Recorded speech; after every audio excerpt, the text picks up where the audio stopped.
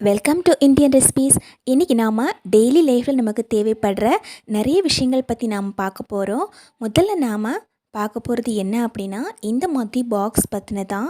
அதாவது நாம் ஏதாவது பொருள் வாங்கணும் அப்படின்னா நமக்கு இந்த மாதிரி பாக்ஸஸ் நமக்கு கிடைக்கும். ஆனால் இதை வச்சு நம்ம எவ்வளோ யூஸ்ஃபுல்லாக பண்ணலாம் அப்படின்னு பாருங்கள். இதில் இருக்கிற தேவையில்லாத பகுதியெல்லாம் நம்ம முதல்ல கட் பண்ணி எடுத்துடலாங்க. அதுக்கப்புறமா இதை எப்படி யூஸ் பண்ணுறேன் அப்படின்னு நான் உங்களுக்கு சொல்கிறேன். நம்ம எல்லார் வீட்லேயுமே பீரோ இருக்கோங்க. ஆனால் சில பீரோவில் இந்த மாதிரி சர்டிஃபிகேட் வைக்கிறதுக்கு, காசு வைக்கிறதுக்கு அப்படின்னு அந்த ஸ்பேஸ் வந்து அலாட் பண்ணாமல் எல்லாமே ஒரே மாதிரியாக விட்டுருப்பாங்க. அந்த மாதிரி பீரோக்களில் நம்ம இந்த மாதிரி பாக்ஸஸை நம்ம இந்த மாதிரி செட் பண்ணி வச்சோம் அப்படின்னா முக்கியமான பொருட்கள், சர்டிஃபிகேட்ஸ் இந்த மாதிரி எடுத்து வைக்கிறதுக்கு ரொம்பவே யூஸ்ஃபுல்லாக இருக்கும். பாருங்கள், இந்த பீரோவில் எனக்கு அந்த மாதிரி ஸ்பேஸ் இல்லை. அதனால் நான் வந்துட்டு இதை வந்து எப்படி செட் பண்ணி வச்சுருக்கேன் அப்படின்னு பாருங்கள். இதில் நம்ம முக்கியமான பொருள் எல்லாம் எடுத்து அழகாக அடுக்கி வைக்கலாம். இப்போ நம்ம புதுசாக பீரோ வாங்கினோம் அப்படின்னா நம்ம இந்த மாதிரி செட் பண்ண அவசியமே இல்லை. ஏன்னா நமக்கு தனித்தனியாக நமக்கு ஸ்பேஸ் அரேஞ்ச் பண்ணி கொடுப்பாங்க. ஆனால் நம்ம ஓல்டு பீரோக்களில் அந்த மாதிரி இருக்காது இல்லைங்களா? அந்த மாதிரி இருக்கிற பீரோவில் நம்ம இந்த மாதிரி செட் பண்ணி வச்சோம் அப்படின்னா நமக்கு ரொம்ப யூஸ்ஃபுல்லாக இருக்கும். இந்த டிப்ஸ் உங்களுக்கு ரொம்பவே யூஸ்ஃபுல்லாக இருக்கும் அப்படின்னு நினைக்கிறேன் ஃப்ரெண்ட்ஸ். வாங்க நாம் இப்போ அடுத்த டிப்ஸ் பார்க்க போகலாம். நாம் இப்போது அன்னாசி பழம் எப்படி ஈஸியாக கட் பண்ணுறது அப்படின்னு பார்க்கலாம். நம்ம அன்னாசி பழம் கட் பண்ணும்போது வெளியே இருக்கிற தோலை தனித்தனியாக சீவி எடுப்போம் இல்லைங்களா? அந்த மாதிரி பண்ணாமல் ரொம்ப ஈஸியாக இதை எப்படி கட் பண்ணுறது அப்படின்னு பார்க்கலாம். அதுக்காக முதல்ல அதில் டாப் அண்ட் பாட்டமை முதல்ல கட் பண்ணி எடுத்துடலாங்க. இந்த அன்னாசி பழம் முழுவதுமாக நம்ம வந்து ஒரேடியாக சாப்பிட போகிறதில்ல. அதனால் நான் பாதியை மட்டும்தான் இப்போ கட் பண்ண போகிறேன். பாதி வந்துட்டு அப்படியே நான் ஃப்ரிட்ஜில் வைக்க போகிறேன். இப்போ பாதியை எல்லாமே நம்ம கட் பண்ணி வச்சோம் அப்படின்னா அதில் இருக்கிற ஜூஸ் வந்துட்டு கொஞ்சம் கொஞ்சமாக வெளியே வந்துகிட்டே இருக்கும். அதனால் எவ்வளோ சாப்பிட்றோமோ அந்த அளவுக்கு நம்ம கட் பண்ணுறது ரொம்பவே நல்லது.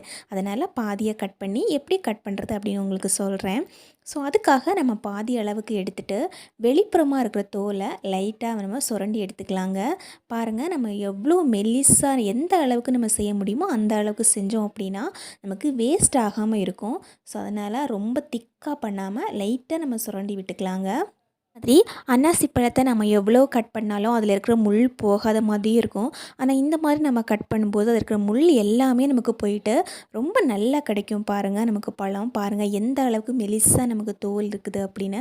இப்போ நம்ம பாட்டம்லேயே அதே மாதிரி நம்ம கீறி விட்டுட்டு உள்ளே லைட்டாக குத்தி எடுத்தோம் அப்படின்னா ரொம்ப ஈஸியாக நமக்கு பழம் வந்துட்டு வெளியே வந்துடும். பாருங்கள், இந்த அளவுக்கு நம்ம குத்தி எடுக்கணும். இப்போ அதே மாதிரி பாட்டம் சைடு நம்ம குத்தி எடுத்துக்கலாம். நம்ம சேனலில் ஆல்ரெடி பலாப்பழம் எவ்வளோ ஈஸியாக கட் பண்ணுறது அப்படின்னு நான் வீடியோ போட்டிருக்கிறேன். பாருங்கள் ஃப்ரெண்ட்ஸ், ரொம்பவே யூஸ்ஃபுல்லாக இருக்கும்.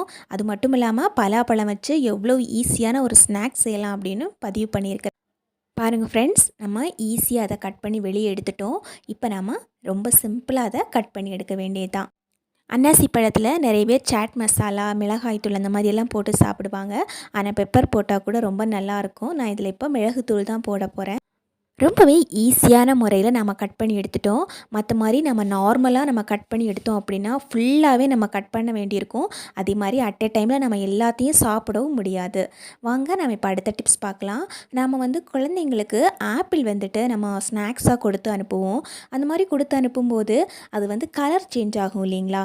இப்போ நம்ம ஆப்பிள் கட் பண்ணி வச்சாவே அதோட கலர் வந்து சேஞ்ச் ஆகிட்டே இருக்கும். ஸோ அந்த மாதிரி கலர் சேஞ்ச் ஆகாமல் இருக்கிறதுக்காக நம்ம என்ன பண்ணலாம் அப்படின்னு பார்க்கலாம். ஆப்பிள் யூஸ் பண்ணுறதுக்கு முன்னாடி நான் வந்துட்டு இதை நல்லா ஹாட் வாட்டரில் போட்டு வச்சுருந்தேங்க. ஹாட் வாட்டரில் போட்டுட்டு இந்த மாதிரி நம்ம சுரண்டும் போது வெளியே இருக்கிற அழுக்கும் சரி, அதில் இருக்கிற மெழுகும் சரி எல்லாமே நமக்கு வந்துடும். ஆப்பிள் தோலோடு சாப்பிட்றது தான் ரொம்ப நல்லது. அதுக்கப்புறமா நம்ம இந்த மாதிரி கட் பண்ணி எடுக்கணும். அதாவது 4 சைடு மட்டும் கட் பண்ணி எடுத்துக்கணுங்க. உள்ளே நமக்கு சீட்ஸ் இருக்கும், அதை அப்படியே வச்சு நம்ம கட் பண்ணி எடுத்துடணும். பாருங்கள், இதை நாம் கட் பண்ணி நம்ம டிஃபன் பாக்ஸில் போட்டு அனுப்பினோம் அப்படின்னா அவங்களுக்கு கலர் சேஞ்சாக இருக்கிறதுனால அவங்க சாப்பிட்றதுக்கு குழந்தைங்க ரொம்ப கஷ்டப்படுவாங்க. ஆனால் நம்ம இப்படியே கொடுத்துட்டு இதில் இருக்கிற வெளியே இருக்கிற அந்த பீசஸ் மட்டும் எடுத்து சாப்பிடுங்க அப்படின்னு சொல்லி அனுப்பினோம் அப்படின்னா அவங்களும் எடுத்து சாப்பிடுவாங்க. அவங்களுக்கு எடுத்து சாப்பிட்றதுக்கும் ரொம்ப வசதியாக இருக்கும், கலரும் சேஞ்ச் ஆகாமல் இருக்கும். வாங்க ஃப்ரெண்ட்ஸ், நாம் இப்போ அடுத்த டிப்ஸ் பார்க்கலாம். அடுத்ததாக நம்ம பார்க்க போகிறது கட்டி பெருங்காயம் பற்றின தான். நம்ம இந்த மாதிரி பெருங்காயம் வாங்கினோம் அப்படின்னா நம்ம வெளியே எடுத்து பாக்ஸில் போட்டு வைக்கும்போது அது வந்து சீக்கிரமாக கட்டி பிடிச்சிடும் இல்லைங்களா?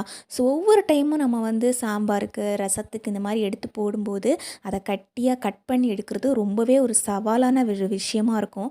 ஆனால் நம்ம இது வந்து வாங்கின உடனே இதை வந்து வெளியே எடுத்து பார்த்தோன்னா நல்லா கையில் வச்சு பிச்சாவே இந்த மாதிரி பிஞ்சு வந்துடும் பாருங்கள். லைட்டாக இழுத்தாவே நமக்கு ஒவ்வொன்றா வந்துடும். அதனால நம்ம என்ன பண்ணலாம் அப்படின்னா, இதை வாங்கி இதை ஓப்பன் பண்ணி வெளியே எடுத்த உடனேயே இந்த மாதிரி சின்ன சின்ன பீசஸாக நம்ம கையிலேயே உருட்டி எடுத்துக்கலாங்க. உங்களுக்கு கையில் உருட்ட முடியல அப்படின்னா இந்த மாதிரி கத்தி வச்சு முதல்ல கட் பண்ணி போட்டுட்டு சின்ன சின்ன பீசஸாக அதை எடுத்து வச்சாவே பாருங்கள். இந்த மாதிரி நம்ம ஒவ்வொன்றா கட் பண்ணி எடுத்துக்கணும். அதே மாதிரி கட் பண்ணி வச்சுட்டு உருட்டிக்கிட்டே இருக்கக்கூடாது. நம்ம ஏன்னா அது வந்து காய ஆரம்பிச்சிடும். அதனால் கொஞ்சம் கொஞ்சமாக எல்லாத்தையும் கட் பண்ணிவிட்டு சீக்கிரமாகவே நம்ம இதை உருட்டி எடுத்துடணும். பாருங்கள், இந்த அளவுக்கு பீசஸ் வந்திருக்கு. இது நாம் வெளியே வச்சு ஒரு அரை மணி நேரம் விட்டோம் அப்படின்னா தனித்தனியாகவே இது இருக்கும். இது அப்படியே நம்ம பாக்ஸில் போட்டு வச்சோன்னா மறுபடியும் இது வந்து கட்டி பிடிச்சிடுங்க. அதனால் கொஞ்ச நேரம் காய வச்சுட்டு நம்ம இதை பாக்ஸில் போட்டு வச்சோம் அப்படின்னா ஒவ்வொரு பீசஸாக நம்ம எடுத்து டெய்லி யூஸ் பண்ணுறதுக்கு வசதியாக இருக்கும். நம்ம போட்டு இதை கொட்டிகிட்டு இருக்கிறதுக்கு அவசியம் இல்லாமல் இருக்கும்.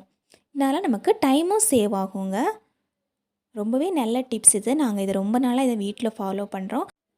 இந்த டிப்ஸ் உங்களுக்கு ரொம்ப பிடிச்சிருக்கும் அப்படின்னு நினைக்கிறேன் ஃப்ரெண்ட்ஸ். வாங்க நம்ம இப்போ அடுத்த டிப்ஸ் பார்க்கலாம்.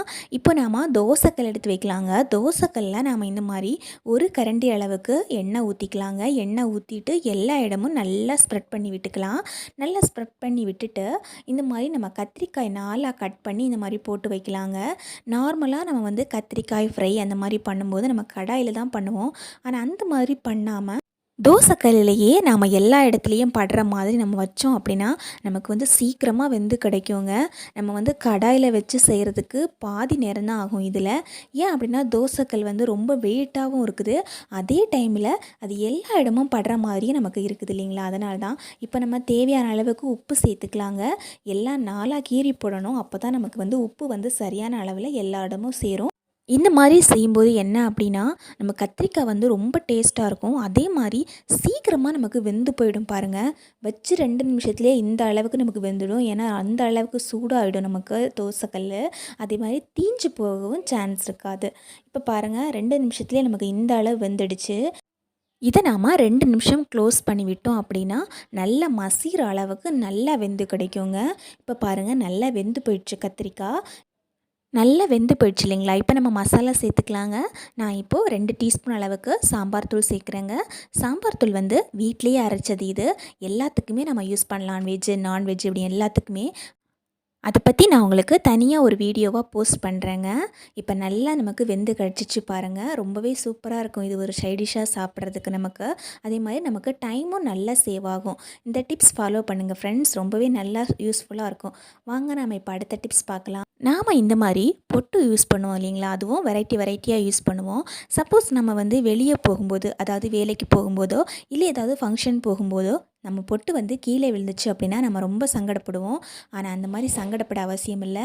இந்த மாதிரி எல்லாத்தையும் எடுத்து நம்ம வந்து ஒரு ஃபோன் கவர் பின்னாடி நம்ம மறைச்சி வச்சுட்டு எடுத்துகிட்டு போனோம் அப்படின்னா எப்போ வேணாலும் நம்ம எடுத்து வைக்கலாம். மெயினாக வந்து தாய்மார்களுக்கு இது ரொம்பவே யூஸ்ஃபுல்லாக இருக்கும். அடுத்ததான் நம்ம பார்க்க போகிற டிப்ஸ் என்னென்னா பேட் பற்றின தான். அதாவது நம்ம வந்து வெளியே போகும்போது சப்போஸ் மொபைல் மட்டும்தான் எடுத்துகிட்டு போவோம், பேக் எதுவுமே எடுத்துகிட்டு போக மாட்டோம்.